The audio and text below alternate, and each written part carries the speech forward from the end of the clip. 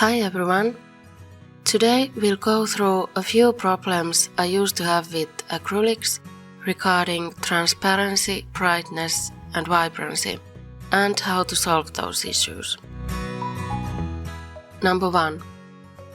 The colors look different when the painting is dry. The reason is that acrylics tend to dry a little darker than they look wet. So just mix the color a little lighter or brighter than you're aiming for. Number 2.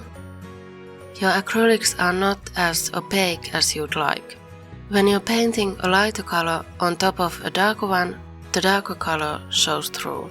There are actually transparent and opaque acrylic paints.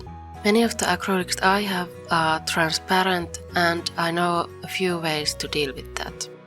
You could just paint many layers of that color, but you can also paint a white layer underneath, so the color will show up better. Or you can mix a bit of white with that color and use that for the first layer and then paint the second layer with the pure color. I've noticed that adding white usually makes the color opaque, even if it turns lighter than you intended.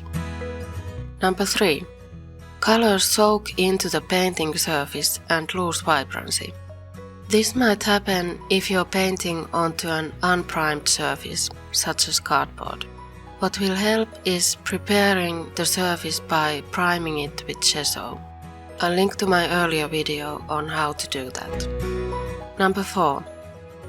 The colors you mix turn muddy or muted instead of bright and vibrant.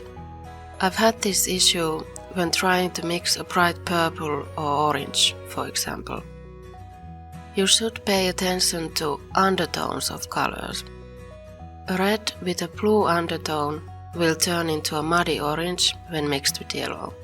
Instead, a red with a yellow undertone will make a bright orange. I'll also link to a helpful video about mixing purple.